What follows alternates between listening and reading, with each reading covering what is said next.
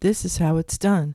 This is how you teach one thing in one service, and then when it suits you well, because there's situations going on, you try to flip the narrative, even though we know the reason why so many men mistreat their wives in this organization is because of Mike's teaching and R.W. Davis's teaching. So let's see what he had to say in service on Sunday. And I'm leaving in this first part.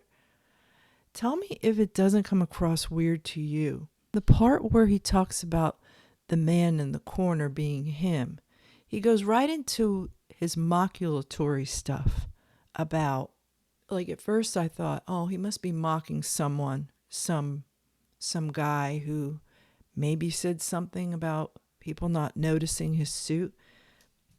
But he's the subject is himself. So tell me this isn't weird or odd. If it isn't, it isn't. I listened to it several times and I thought, who is he talking to?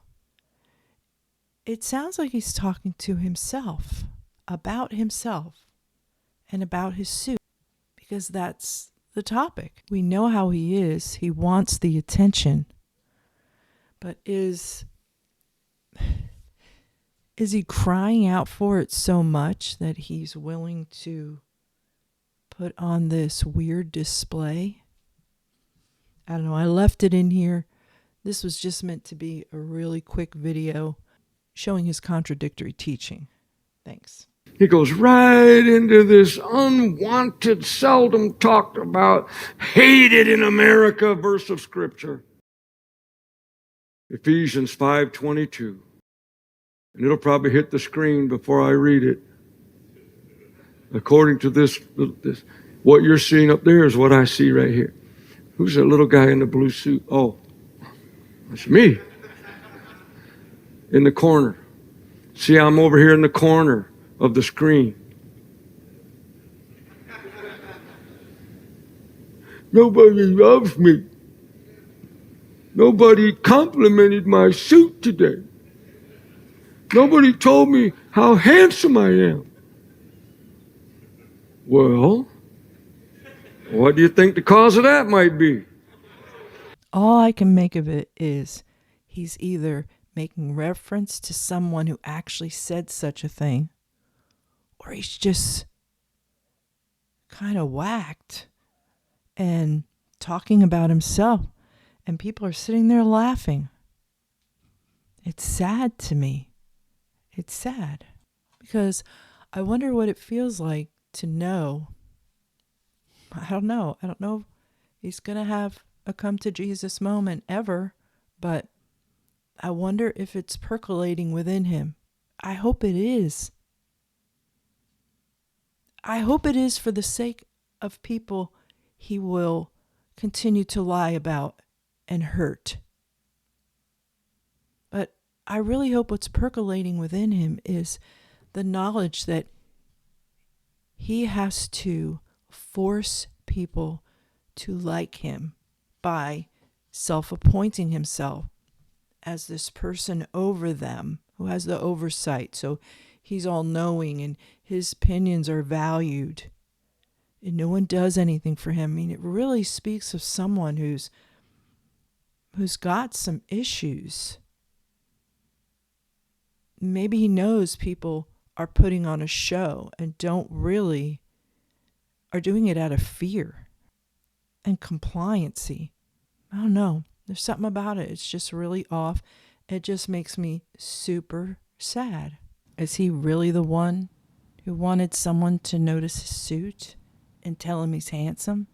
Maybe because Tanya wasn't in town that day? I don't know. Either that or he, in typical Mike fashion, he's mocking someone who has said something like that. That's the two options I've come up with. In the next moment, I tell myself, what are you sad for this guy for?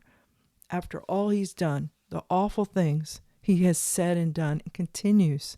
I just have to remind myself, he's the one defending abusers and child molesters. He's the one very much okay with putting out a woman and her children and not mustering everyone up to help, to really help in a significant way, including the man's mother and father, the Cementos. I hope they have already. I hope someone will send me a message and say, Tracy, you can stop saying that because they're helping now. I would be so happy to hear that. But until then, I'm going to sound like a broken record on that because it's so evil. It's just evil. But still, there can still be a part of me that is like, I hope he fixes himself. I hope he figures it out at some point. He and his wife. They're so involved with things of the world, as NTCC describes the world. For most people, it's normal. I don't know. Just something that hit me about that. Let's go on to this main portion. Wives, comma, wives, hey, wives, comma. It's kind of like the Bible saying, I'm talking to you. Submit yourselves unto your own husbands, not someone else's. And you know what? Mike and Phil, Joe Olson, they're someone else's husband. They're not yours. They're not yours. And reminder, red alert, you're supposed to have your own individual relationship with God that has nothing to do with this dude. God leads you hither and thither and yon, then do that. You don't have to run it by this guy. You don't. In fact, to do that, and how many times have I heard that through the years of people that maybe men who really wanted to go someplace to preach and teach to a certain group of people. Nope. The kibosh was put on it. The kibosh by Davis, by Keckel, by Olson.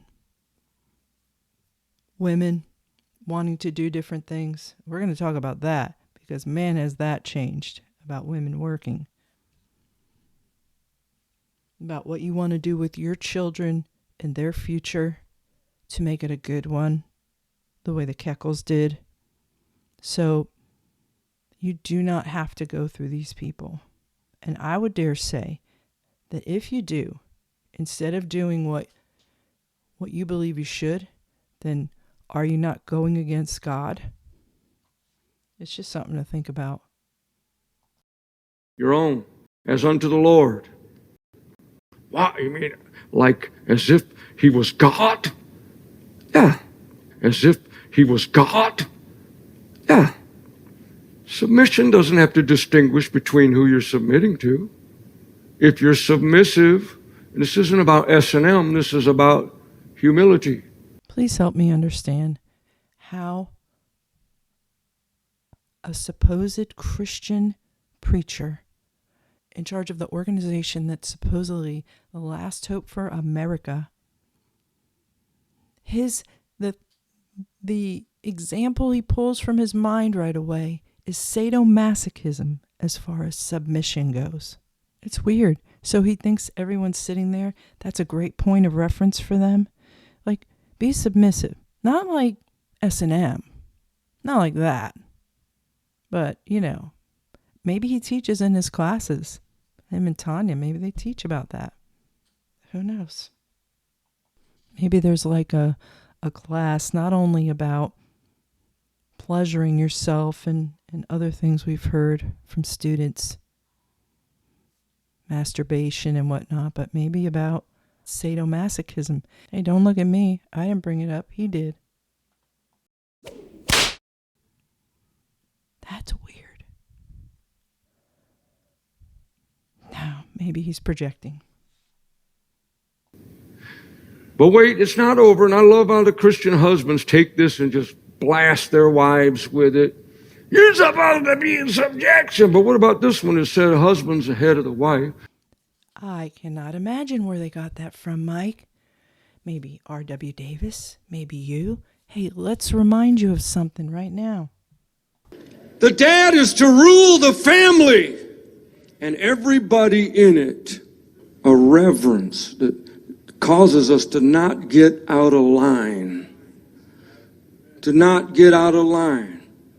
If your wife gets out of line and starts jacking you up and getting in your face, just tell her, you need to close your pie hole.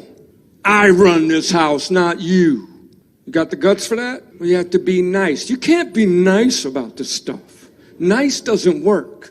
This is obscene. I grew up in a home where I was verbally abused and beat all the time. Nice works. Love works. And verse 25 said, husbands, love your wives.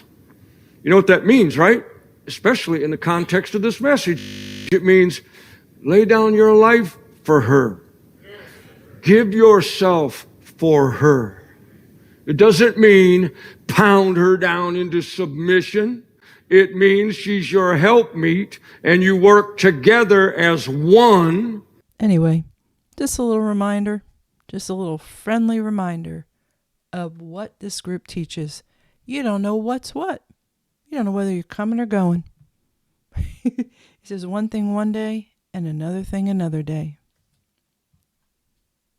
Anyway, more on the horizon. Have an awesome, awesome Tuesday. Thanks, guys.